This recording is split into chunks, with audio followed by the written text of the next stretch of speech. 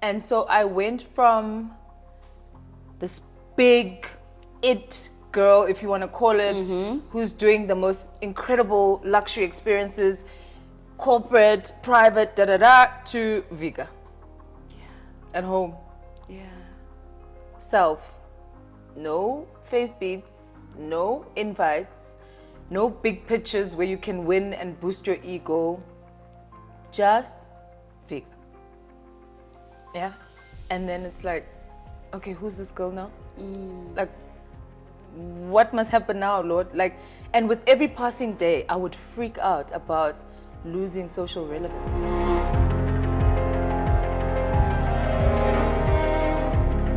Hello, Agenda Women Tribe, and welcome to another episode of Working Smart and Living Well with myself.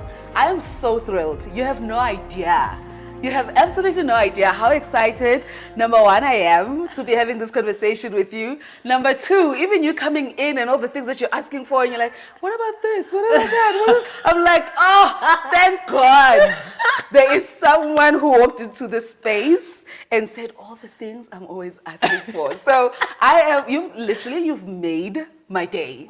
So quickly, I always start with like how I met the person that I'm talking to, or how, I heard of them. In your instance, you don't know this, but the first time I heard about you was around 2009 when I started the DJing school with Uzinhle. And it must have been from her, but also, we're always encountering people because we're in the marketing space, and it was Vika Shipalana this, Vika Shipalana that. Like, she's amazing. She is brilliant at her job. You were literally the person that everyone, it was synonymous, the concept of you representing excellence and being completely aligned with great work, and also being almost the person to watch, right? And I don't want to use that term because it has so many connotations to it, how people come to that realization. But I've always associated you with excellence. And that has been my impression of you from the first day I heard about you up until today. And it would have been a privilege to meet you there, but it's such an honor to meet you now. Aww. It's such an honor to be in your space now, I think you're so graceful and elegant in how you carry yourself. My first question is, where does that come from? Like, is it something that your mom did and you learned from her? And that's what I want to know. Like, where does this posture come from? I wish I knew. If I have to guess, I'm going to say my grandmother. Yeah. I'm going to have to say my grandmother. She was an English teacher. I grew up with her when my mom sort of had to go work in Mthatha, which was like 2 hours away from where we were living, and I'd only visit her on the holidays. But my gran had a way about her, about etiquette, how you should eat, close your mouth when you're chewing, pronunciation, and just how to be a lady. And I didn't even realize that I was graceful or, all the words that people use. But I think I look back now and I have to attribute it to Uncimci, who's my grandmother. She carried herself that way. She still does. Oh, She's amazing. 91. Oh, wow. That's She's insane. 91. She is such a lady. She has a way about her. I've been looking a lot at her old pictures from when she was like in her 40s and stuff like that. And she's always been so poised, so graceful, so beautiful. And I'm just like, I'm my grandmother's child, yes. Such a blessing to have her, in your life now, for your kids to experience her. I think I never take for granted, the blessings of family. And I know it's a big part of who you are and how you identify. Outside of your grandmother, are there any other females, whether you've met them or not, who have really impacted how you show up in the world? I think my mom is probably the person I look up to the most. My mom she's a powerhouse. She is phenomenal. She's headstrong. She shows up as her full self. She's spiritually grounded, like rooted in God. And she's probably the one person that I would say is my anchor and the person I admire the most. Outside of my mother, this is going to sound weird. I love Gwyneth Paltrow. Really? I get it though. You get it? I get it. I love Gwyneth. I get it. You said it, then I saw her, then I saw you, and then I got it. Yeah, she's I very get it. whimsical, Yes. very easy. Yes. You know, everything's so light. It's intentional. There's business there, but it doesn't feel like work. It doesn't feel heavy. And I think, you know, when you said there's intention there, I think one of the things that I can identify, even both your personalities, is the deep commitment to living life at your terms. Absolutely. And I think Gwyneth has done that in a way that does not feel pushy. It doesn't feel forced. She just makes the decisions and she moves forth with her life. I think I get it. Yeah. I completely get it. And she's always in flow, hey? Yes. It's just like she's floating in the world. Yes. And she's got such a gentle nature. Yes. So I absolutely love her. And then I think someone I listen to probably often is Oprah. Probably in a week, I listen to Oprah like 3 or 4 times. Yeah. You know, I put on my YouTube and I listen to something, and she's just so wise, so on point. She helps me understand even Christianity better. I'm a Christian. She's spiritual, highly spiritual. I think she's also Christian, but she's so welcoming of other religions, and she just contextualizes spirituality in a way that makes sense to me. Yeah. So as much as I love my mom, she's a Jesus freak. So if it's not in a certain way, she's not even going to engage. And I find that Oprah has really helped me to navigate this world because I do believe that I'm more spiritual than I am in the physical. Yeah. And so she's someone that I admire a lot. I love And there's that. so many others, but I think those 3 are probably the ones that are so prominent in my mind in terms of women that I really admire, who sort of help me to navigate life. There's many ways I can take this conversation because it's so easy for me to speak to you. But I want to anchor my intention for today. And there's a couple of things that I kind of want to illuminate through your story and your journey for the people who are watching. And one of them is transition, right? It's a transition. When I introduced who you were, when I heard about you and I first met you, so much has changed, but so much has stayed the same, right? And I think there's so much, you know, I get giggly, you know, when I think about just the beauty of your divine journey. I'm going to bring it back to, you know, the person who's watching this and thinking about potentially leaving their job. You had built such an amazing career. You were on a path to just smash all the goals that anyone could have around what is possible in their career and in the marketing space. You've worked for the most prominent businesses in the highest of positions, and then suddenly you decide to leave. Suddenly you decide. I remember when I realized that you were doing that, I was like, huh? You know, and I think at the time, Okukungabinde then told me, you know, she had a conversation with you and you had been thinking about this for quite some time, but even the way that you did it was so smooth. But I still had a, huh, really? Is this happening? And I think a lot of people, because of many challenges that they face in corporate and inability to navigate corporate, often think about, you know, am I meant for the other side? And I'm one of those people who's like, no, stay at your job. You don't know what you're asking for. But I want to know for you, what was the moment that occurred for you where you started thinking, maybe I need to go to the other side? Okay. So this was largely influenced by my husband at the beginning. He's an entrepreneur.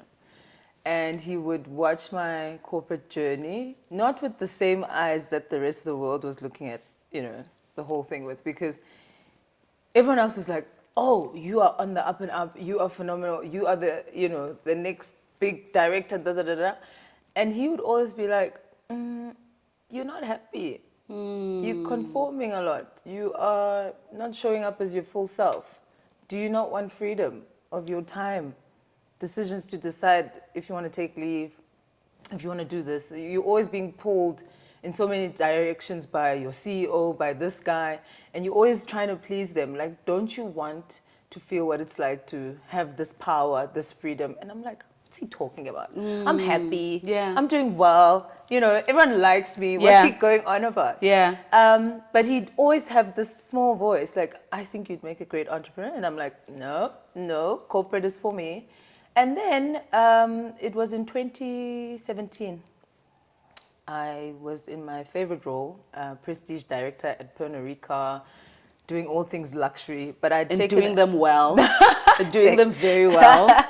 Thank you. And I took a personal trip to Paris for Fashion Week. And I'd gone with a couple of friends. And what I used to do, my morning rituals was that I would wake up very early to just look outside and be grateful and chat to God for like an hour and a half, sometimes 2 hours before everybody else wakes up. And in one of those conversations, I was telling God about the week I was having and the fun I was having. And I was talking particularly about the night I'd had before. And I'm like, God, but like, I'm in Paris and everybody's like calling me and everyone's like inviting us to this and they don't even know who I am. And I'm like, is there something about how you've made me? There's like, I'm starting to feel like a power that has nothing to do with my titles, has nothing to do with my work. It feels like I'm getting into these big spaces in these big rooms, occupying space as me. And I just want to understand, like, would you, and my exact question was, would you do this for me if I left Pernod? Oh, wow. You know, like, could you still put me in these spaces, afford me these opportunities as me? You know, am I worthy? Is it time? Am I enough? Because I'm getting a strong sense that I have this influence and I could, but then, you know, and the response was so clear. It wasn't an audible voice, of course, but the answer was yes. Yes, I want to bless you so much more if you would be bold enough to actually take the leap of faith. I have so much more for you on the other side, bigger than anything you can imagine. And so by the time I came back from Paris, I had typed up my resignation letter. I get home, my husband is about to have a fight with me about the trip and, you know, how I was gone for too long, you know, the usual stuff. And I was just like, oh, don't worry, I'm resigning tomorrow. And he's like, what are you on about? I'm like, I've typed my letter. I just wanted to chat to you about what you think, but I'm resigning. I'm going to serve my 3 months because I'm a director and then I'm out. And he's like, okay. And that's how it happened. And let me tell you, I don't encourage people to do this, but I only had money sufficient for 6 months. Yeah. And then, you know, the rubber was going to have to hit the road. And yeah, I just took the leap of faith because for me, it was time. I had been mulling, like you're saying, Google knew that I'd been mulling on this. A lot of people knew that I'd been considering it. But at that time, it was time. Yeah. I knew. And I didn't need any more backup. I didn't need any more convincing. I didn't need Bonke to give me reasons why. I didn't need anyone to tell me. It was just me and God in that moment. I believed him and I went for it. There's a quote by Brene Brown on the gifts of our imperfection that I'm going to read to you. And I kind of phrased it in my own way because I tweeted it. So I have to say it's not exactly like this in the book, but this is how I actually tweeted it. And she says people may call what happens at midlife a crisis, but it's not. It's an unraveling, a time when you feel desperate pull to live the life you want to live, not the one you're supposed to live. And you know, she speaks about this happening mostly for people as a midlife crisis. Yeah. And I got it when she said it. But I think there is something about a purpose-driven life where this happens at any point. Yeah. Because you're so grounded and rooted in your conversations with God. You know, those hours where you spend back and forth and thinking through, why am I here? What can I do? How can I do it well? And often it's not really about maybe even looking outside your job. You're just asking the question. Whether the answer lies within your job or outside your job, it's the question. Nozipo, who I interviewed, said, it's the question that has no right to go away. Yeah. It's the question that has no right to go away until you've given the answer. When you finally got to that point where you said, I am going to do this and I have 6 months, you know, to kind of figure out how I create a buffer for another 6 months. What was that initial period? Because it looks for me like with you, you had the reputation and the credibility to be able to get the opportunities that you needed, especially coming out of a role like that. What was that transition like in the early days? So it's interesting because I left and all my big bosses on the board were like, okay, so what are you going to do? And I was giving inconsistent answers because I actually didn't quite know. So with my MD, I said, I'm going to go home and be a wife. Where's your wife? She's at home, right? I want to go home and be a wife to my husband. And to my friends, I'd say, I'm starting a fashion business. I could see that because I was such a lover of fashion and I'd talk about it for so long, they wanted me to say that to them. So I was like, yes, I'm going to sell clothes. I'm going to do what I've been saying. But inside, I wasn't sure. I wasn't. So I felt a lot of pressure to start selling clothes. So guess what I did? I took my money. I went to Marrakesh. I love Morocco. I always wanted to go to Marrakesh, and I figured if I'm going to buy fabric, because I'm a recovering perfectionist, I needed to go buy that. Recovering perfectionist. That is so true. So true. I was like, I'm going to go buy fabric in the place that I think has the best fabrics, which is Marrakesh. And so off I went to Marrakesh, and that trip, which was supposed to be about fabric and buying clothes, became a very spiritual encounter as well. I went with a friend of mine, Bilala. We ended up joining this yoga retreat thing that was going on with some girls from the US, black women. And we had the most incredible time. And I unraveled, and we did yoga and meditation and all kinds of things. And I was just left in a puddle of a mess. And so a day or two before I had to come back, I bought a whole bunch of clothes, a whole bunch of things, mostly things that I liked for myself. Came back, and my husband's like, oh, so where's all the plan for, what happens now with the business, and I was like, no, I just bought stuff for myself that I like, rugs, scarves, shoes, dresses. He's like, and what do you plan to do with them? I'm like, I'm going to wear them. I'm going to consume them. He's like, no, you're not.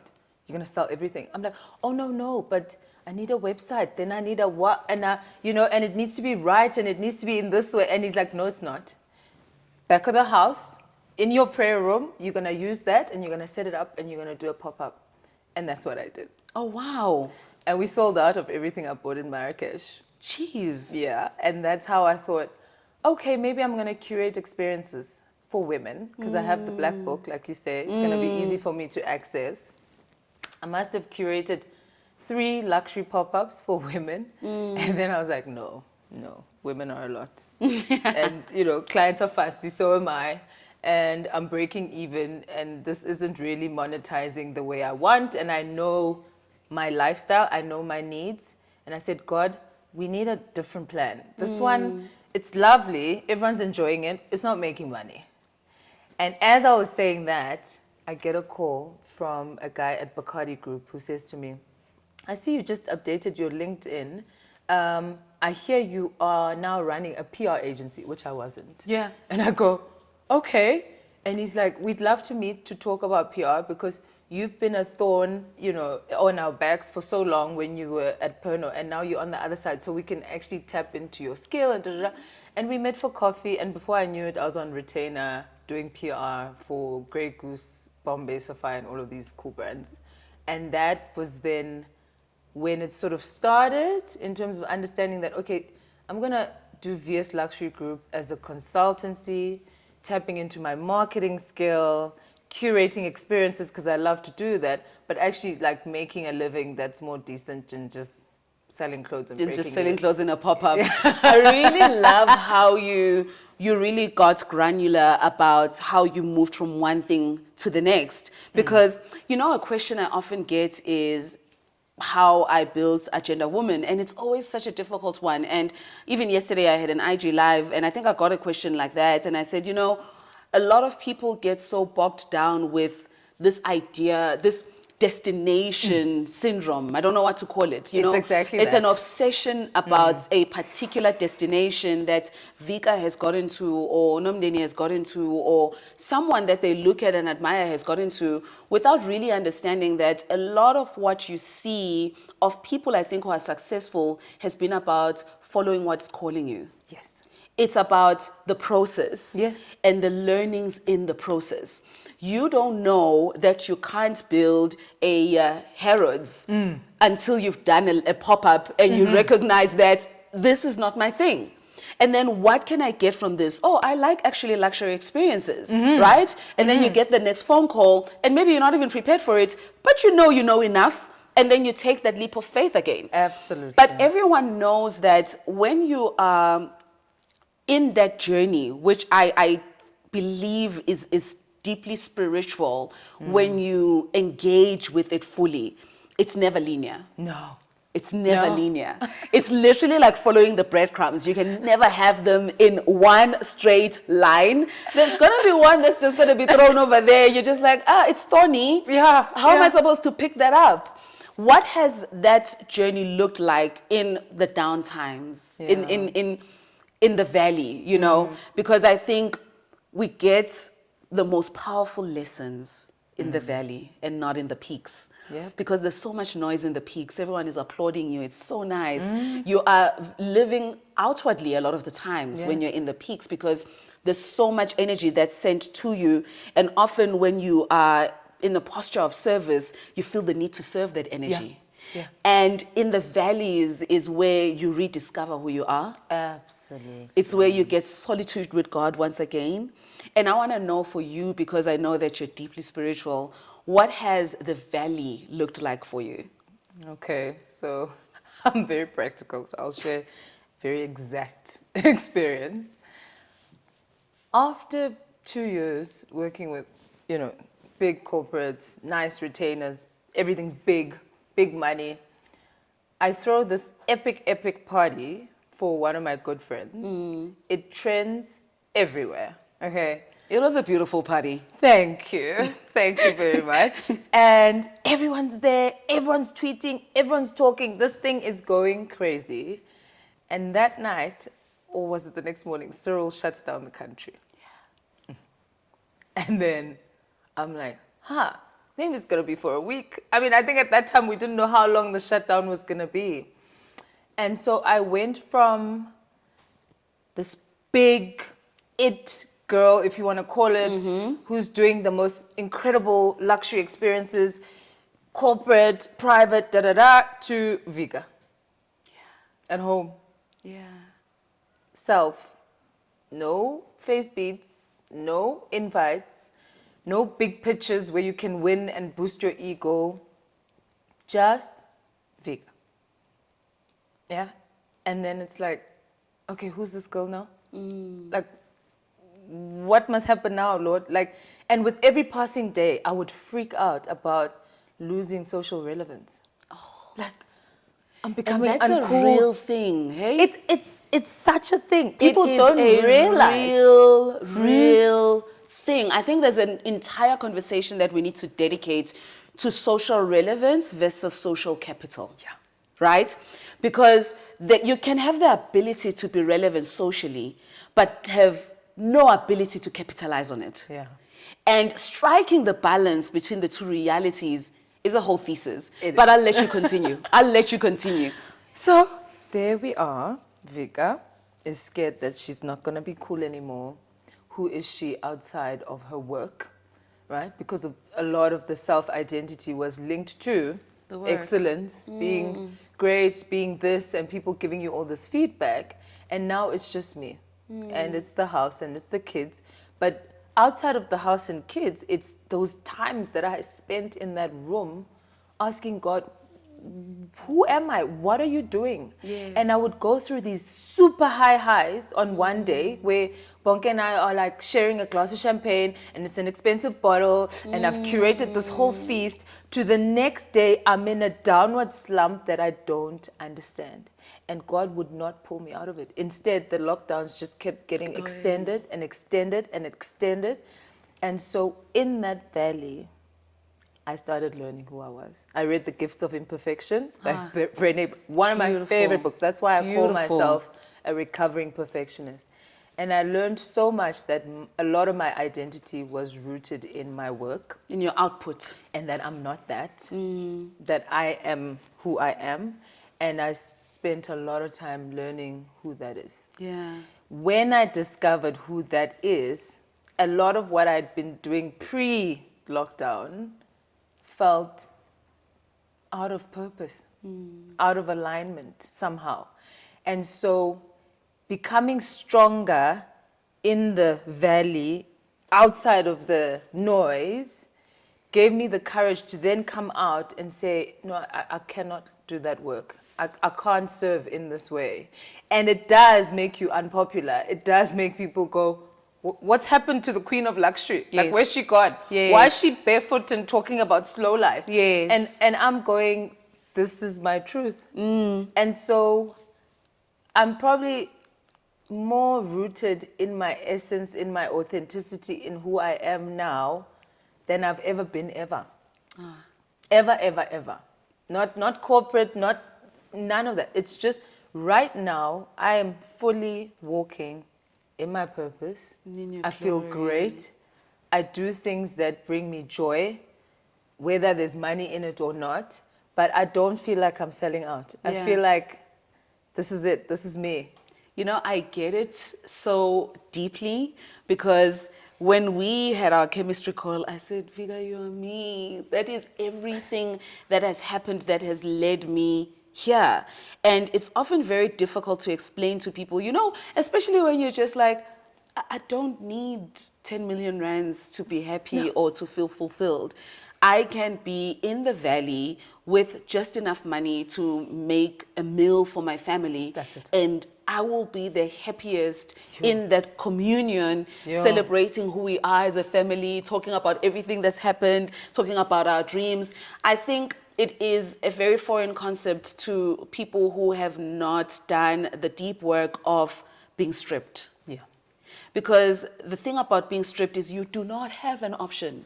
You do not have an option but to see God's glory in that moment when you're just serving your family a meal. That's it. I want to know for you, when you were, you know, in this vulnerable moment of really not being clear about whether you are going to be able to go through this valley of the shadow of death, you know, that the Bible speaks about, who are your anchors? What carried you through those moments? And I feel like I know the answer already, but I'm going to ask anyway. It's funny because I don't know if I know the answer. I feel like you're going to end up at the answer, but let's hear it. I mean, so there was a beautiful Bible study that I was dialing into every Wednesday.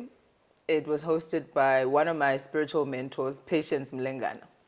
So every Wednesday, I would dial into this Bible study between 10 and 12, listening to Patience and other women just share their daily struggles. Made me feel like I'm not alone. Like, okay, everyone's going through something. And actually just gave me perspective, because it's funny how when you listen to other people's problems, you're like, okay, God, I'll keep mine. Yes. So that was the I'm one okay thing. with what you've given I'm me. good, actually. Yes. Like, okay, cool. It's okay. I'll hold on to Yes. these problems. So that was one. My husband became my best friend.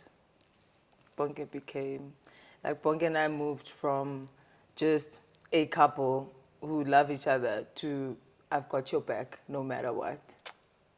Like, yeah. And God, you know, people sometimes would talk about, if you allow yourself, the Holy Spirit will be your friend. I'm like, Holy Spirit, he's everything. I don't get it. Yes. But God became my friend. God became my friend. And so the anchoring was my mom. And I don't want to talk about my mom because then I'm going to cry and then this is just not going to, It's not going to look pretty. But my mother, and I'm going to digress a little bit, she almost died in a terrible car accident, probably like 3 years ago or something. And one of the bargains I made with God, I said, I know I lean on her too much. I promise I won't. I promise I won't if you just like... Just let her live. Stay with us. So even though she was one of my anchors during the valley, I made sure that she was not my all. I was like in and out with her. It was God. It was patience. It was Bonke. It was my mom. Yeah. And Letabo. God brought Letabo to me One Sunday, we bump into each other at Veylands shopping for furniture. We had met a year before. She's an interior designer, blah, blah, blah, blah, blah. Long story short, I meet her and I say, we never finished our conversation. And she's like, I had given up on you. You were so busy. And I was like, oh, let's catch up again. And Letabo and I would meet every week and plan what we were going to do, because I started dabbling in interiors. But we spent a lot of time dreaming together. And guess what? One of the things we dreamt about while she was helping me, cope from how do I recover from not being cool? How do I? One of the things we talked about was her fears. She wanted to go to New York. And I was like, why don't you go? And she's like, no, but who am I? Why would I? Da, da, da. Guess what? I dared her to apply to Parsons School of Design. Parsons is the second best design school in the world, okay? She applies eventually. And we're like, what have you got to lose? Guess what? She got a 100% scholarship. Wow. It's unheard of. Wow. So we started seeing miracles happen. And she was one of the people who was just like, one, you are not losing social relevance. You are like everything to so many people. So get that out of your head. But two, dreaming with her was probably the most beautiful thing that happened in the last 2 years. Oh, man. It sounds amazing. Letabo, congratulations on your scholarship. That is absolutely beautiful. And of course, one of the things that I knew was going to come up was your family. I know how deeply rooted you are in family, and I'm going to talk about that a little later, but I was right. I knew your husband was going to show up somewhere. I thought you were going to say family or your husband, but I knew it was coming because it's such a key, I think, ideal for you, right? Family and that groundedness in this is what I choose to be and this is how I choose to show up and these are my people. There's something you said in our chemistry call that I found really profound. You said the road to pure bliss is camouflaged with hard choices. When you think, do you see who you are? I'm just sitting writing notes and just giving it back to you. Do you see what our conversations sound like and what I want everyone to hear? You said the road to pure bliss is camouflaged with hard choices. When you think about the pure bliss that you exist in now, what were some of the hard choices that you had to make to get to where you are? I think choosing yourself is hard. Oh my gosh. It's hard. It is extremely difficult. And it's very unpopular. Extremely. When you've been a people pleaser for most of your life because you were told that you're great, you da-da-da-da, and then, you so want to chase that and get more of that. And then one day you decide that even though people are giving you all those, compliments or affirmations, da-da-da, you're going to take the power away from them and bring it back to yourself. Like, what are you doing? So you lose almost everyone. Yeah. Almost everyone. Yeah. And for me, it was probably the hardest thing. Losing my friends, the way I lost my friends. And just feeling like, is this happening? Yeah. Like, and I questioned, like, am I such a bad person? I'm like, God, what is going on? Yes. I thought I'm good. Yes. And they just dropped like Yes. flies. And then you go, oh, this is what it looks like when you're not a people pleaser. When you're now raising your voice and saying, actually, no, I don't want to go left, I want to go right. Yes. It's just not cool anymore. And so the hardest choices I had to make in coming to where I am, in the fullness of where I am, in this bliss, is choosing me. Choosing God, choosing my family, choosing me above everything else. And because we are in a society where everything is about work and achievement and this and make money and be this, when you go this way, it's like, what's she doing? Absolutely. Like, what are you doing? You How are you must going to be live? How are you mad. going to eat? What are we going to call you now? Yeah. We need to put you in a box. What are you Yes. doing? Yes. You're making it difficult for us to label you. Or even to understand what we can get from you. Yeah. Like, Even what to know can what we get from you? get Because now you've got these boundaries that you didn't have before. Yeah. what are we going to do with these boundaries that you've set up? So yeah, the road to bliss is Camouflage with hard choices. very tough choices. Someone asked me yesterday, actually the IG live that I did yesterday, I can't remember what the question was. It must have been something about, hard choices, not necessarily framed around hard choices. And the irony is I said the same thing. I said the most difficult thing I've had to do and still struggle with, but I'm getting better, was letting people go and being let go.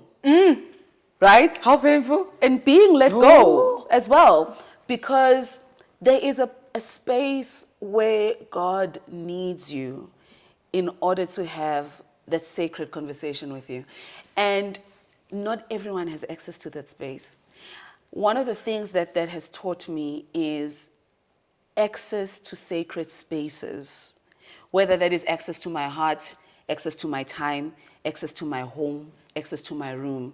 I think it is godly to create sacred spaces. Amen. It is important to know which areas of your life need to be guarded in order for you to remain peaceful and therefore have the capacity to be outward in the things that you need to do as God's vessel.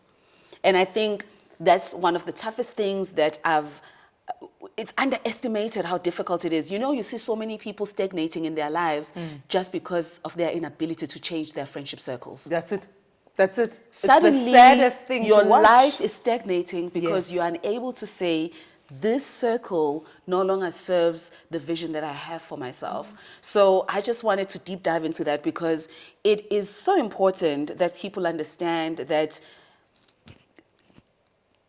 gaining yourself will mean losing some people. The world. It will mean losing the world. The Bible says that. The Bible says that. I want to know, what ritual would you advise every woman to cultivate in order to be able to hear God's voice more clearly in their lives? Stillness. You've got to get away from the noise. Find a space where it's just you. Not your children, not your husband, not your friend, not your mom, not your sister. It's just you and God. You have to create space very intentionally where it's you and God for minimum 30 minutes. Can be longer, can be an hour, but in that time, you listen. I mean, at the beginning, it's not like that. First, you talk a lot, you ramble, you know. But at some point, especially if he doesn't answer, you get tired of talking. Yeah. Right?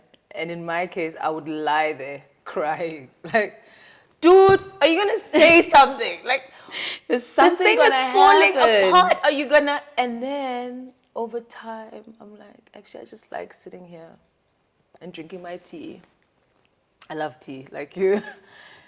And just listening. And it's amazing how when you quiet your voice, you can hear him so clearly. Yes. So clearly, it's unreal.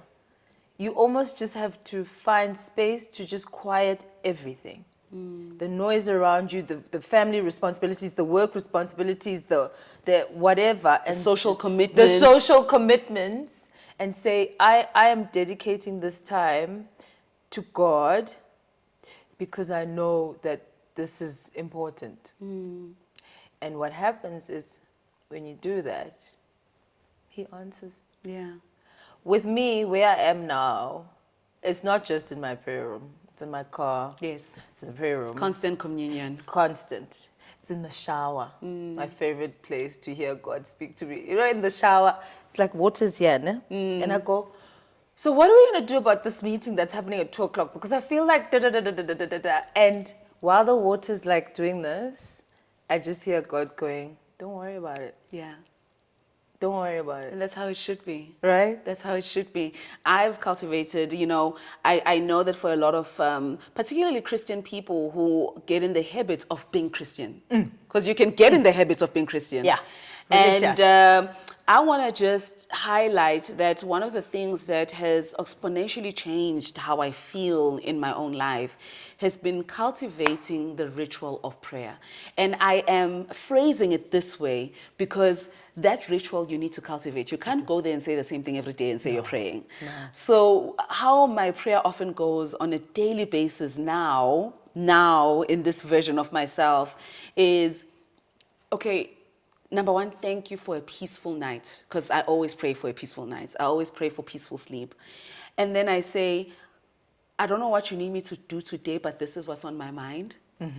And I'm going to need you to show me how I need to navigate this. I'll pay attention.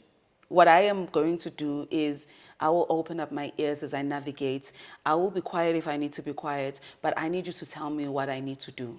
Whether it's a small decision or a big decision that I need to make about my life or my work, that's my prayer almost on a daily basis. That's powerful. I'm going into the day and I know that you're with me, but I'm inviting you again.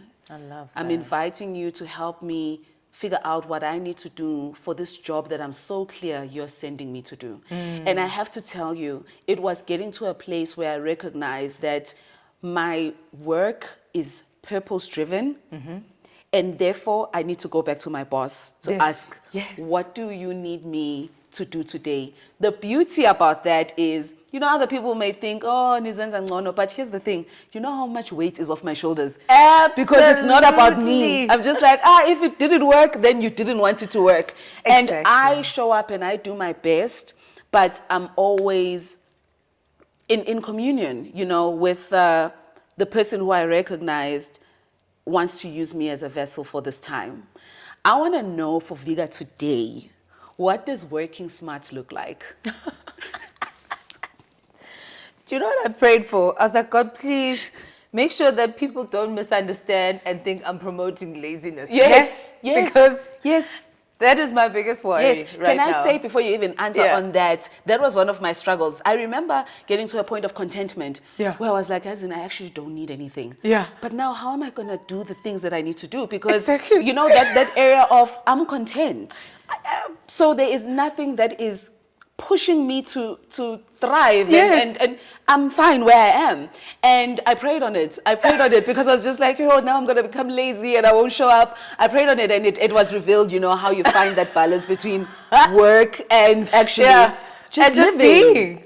being. Oh. So it's funny because I feel like you've graduated, okay? I'm still being, okay? I definitely prayed on it because I was just like, God, I don't know how to be lazy, but I also know that I don't want to be doing stuff all the time, you know? You know what it is? It's almost like you're like, I don't feel like I need to prove anything. Yeah.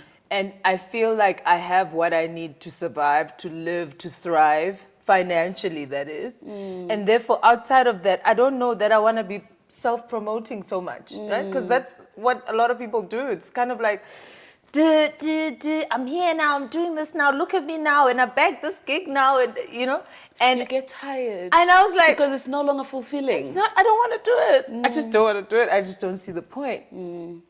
And so I don't want people to think that I'm promoting laziness. Yes. We got you, we heard you. But it is important to choose the things that please your source. And I think if you've spent enough time understanding God's intention for your life, it gets revealed to you which way you should go. And when God is my source and He's providing for me, I feel like my job is done. And so outside of that, I'm like, what am I running around for? What am I rushing for? And so, I mean, not remembering the question. What does working smart look like for you today? Working smart looks like this. Do the work that you've been called to do and do it well. And when you've done that, rest. Rest. It's not a crime. It is not a crime. And I think, especially for girls who've worked, women, men who've worked in corporate for so long, resting and taking leave and taking time became stigmatized over time. And there was this guilt associated with doing that. And I am in a space where I'm saying, please don't feel guilty for taking the time you need, whether or not you're sick, sometimes you need time to think about your next move. Sometimes there's so much else going on because you've taken on other people's work and other people's things that you're not even honoring the thing that you know that God has called you to do. Yes.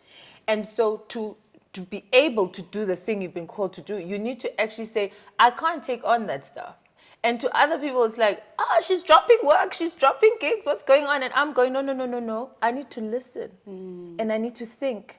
And I need to strategize. And I need to hear clearly what God wants me to do next. And I can't do that and still do your stuff. Yes. Yeah? And chase your vision, your goals, your deadlines. And so working smart looks like saying, what am I supposed to be doing? Am I doing that? If I'm doing that and I'm satisfied that I'm doing that, Bob's your uncle. Rest. I'm going out on a Friday boozy lunch that might end with another dinner. That might end at some other place where I'm just dedicating this day to being me in this version of myself. I've looked at my responsibilities. One of the things I prayed about was to be a very present mother, which I am. Like, there's nothing that I'm not there for the girls for. I prayed for a much more beautiful marriage of best friendship and lots of affection and PDA, which I'm finally getting. So now I have the relationship I wanted. I have the relationship I wanted with my husband and my children. I'm doing the work that brings fulfillment to my soul, and I feel like God approves. Now, why must I do more stuff? Yeah. I don't want to do more stuff. Yeah, I get it. I feel so great in this space doing these things that, one, I know God approves of, but two, the stuff I prayed for. Yeah. So now the social pressure is, but why are you not woman of the what? Yes. Panel discussion, Yes. what? And I'm like, but it's not me. Yes. I just want to float around, right? And do work this way. And I know that there are people who will be touched and moved by this version of me. Absolutely. It might not look like your version because now I'm not breaking down doors and and I'm there aggressively catching this. But actually, this version, it's me. What's really interesting for me about your journey is, you know, there's been this consistent love for luxury, and that was, of course, manifested in multiple ways. But it's interesting to see you now advocate for slow living, which I believe is the ultimate luxury. It is. I think what we want a lot of the times when we think about money is freedom. It's being able to do with my time what I want to do with my time. And we often think we're going to find that in money, but in actual fact, we find it in finding ourselves. Absolutely. You said something to me again yesterday. I was writing a lot of notes. When you spoke about the work that you want to do, you said you want to expose people to the truth about living well. Yes. So I want to know how you live well. And I had to juxtapose this question against the idea of slow living being a luxury to highlight, even for you, if you hadn't recognized it, how much you are still intrinsically you, but an elevated version of yourself that can hear everything that's going on around you, appreciate it, take it in, and then give us back this thing that you were always meant to give us, which is luxury. Shucks. I'm doing it now. You are doing it. You are absolutely doing it. It's a different version of how you thought it would be. God gave you a different level of luxury, which I don't think is attainable by anyone, because you can't buy this. No. You can't buy the kind of life that you've created for yourself. No. And that's the ultimate luxury, that you get to dream and create and have a family that adores you and have a mom who's alive and a grandmother who's 91 and kids who are growing and looking at you and just marveling at the woman that you continue to be. So you did it. You are doing it. The things that you set your mind to, you are doing them in a way that I don't think you could have even imagined at the beginning, because you had to become this version of you. So how do you live well? I have to take a moment and take in what you've just told me, because sometimes we spend so much time chasing Because you think that's what you're supposed to be doing, that you don't even realize when you've... Arrived. Yeah. You are here. I am doing my best to live in my truth, which I have not done for many, many years. I have lived in the version that people had created for me. And I didn't even realize it, to be honest. I thought I was fine. I thought I was doing the things. Yes. But I'm living well now because I'm so intentional about everything. Everything. From the time I wake up to the time I go to bed, there is very little that happens in my life that I have not chosen to participate in. Very little. And interestingly, when it happens that I dishonor my own truth in any way, it feels like sickness in my body. I feel sick instantly. I feel a very negative energy like surge through me instantly. And it happened to me actually last week, Friday. Funny enough, I was in my happy place with a friend of mine who I haven't seen in years, my best friend, my old bestie, and we're besties again. And I was sitting at her place. It's a beautiful apartment, and she's all about, well-being and wellness and da-da-da. So I had been in that space for 48 hours, so I was really in my feels. And one call, took everything out. Yeah. And I went into just pain and discomfort, and I was like, no. And it was like God is saying, I've been whispering to you about this thing. You haven't been addressing it. And now, in your happy place, I had to put it straight in the middle of your happiness so that you realize that it's not for you. It's not for you. It is not for you. Even though outside, it looks like the biggest thing. Yeah. It's the biggest achievement, right? Yes. Big client, big what, big budget, big all. But it's just... It's Takes not for away me. everything else. Yeah. And then I sat up in anger and I said to my friend, it's got to go. She's like, no, not so drastic, not so. And I was like, it's got to go. But she asked me a beautiful question. She said, is there another way that you could channel this so that it doesn't affect you in this way, but that it still benefits the people that you sort of intended to benefit by growing this business in this way? And guess what? I found someone that I could give that Opportunity to. And they are loving it. Yeah. Like they have come into the fullness of themselves and they just feel like this is it, Yeah. And that has blessed me as well, to be able to know that that's not for you. So living well is like when you're so in tune and you're so in touch that you can make choices that work with the journey that you're taking, and you're able to even pick up when it's like, that's not it. Yeah. So I wake up, I exercise in the morning, I drink my hot water and my lemon. Once I'm done training, my first meeting can only come at 11. I refuse to take a meeting before 11. I don't take a meeting after 2 either. So That's the gap. this is the space. thing. Yeah. After 2, I'm either then back doing the work I need to do, or I'm picking up the kids, or whatever that looks like. I cook at night. I try and eat before 7, 6, 7, whatever. When the children are home, it's mom, dad, children time. Conversation about school, challenges, all of that. 8:30, we pray. Did I tell about my moment where Bonke was teaching the girls about a Bible verse? No. And I looked, so they were all sitting in this couch, the 3 of them, and I was sitting in a different couch. And he was teaching them a lesson out of this Bible verse, and the girls are looking at him like this, ne? And I'm looking and I'm going, I once prayed for this. Yeah. There was a time when my husband was too busy to be home for prayer time. And I called friends to say, guys, I need you all to come and form a circle in my lounge. We need to bind the spirit of and we need to pray for this guy to be home for prayer.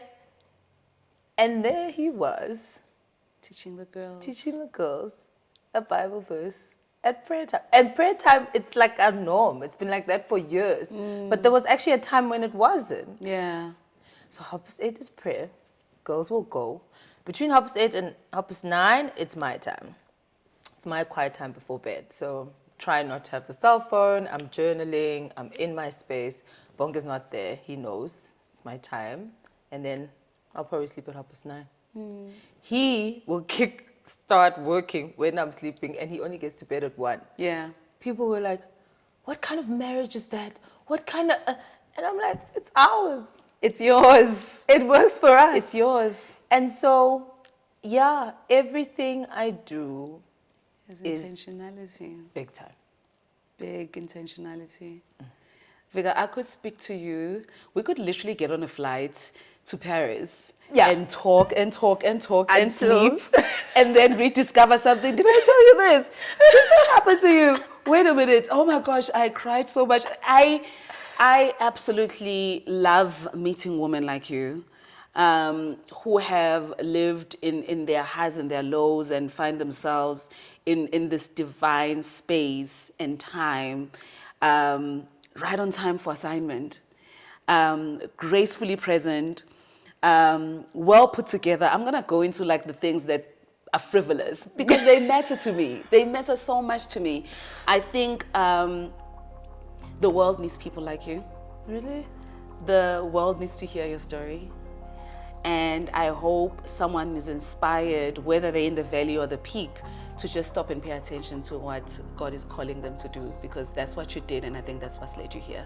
So thank you so much for your time.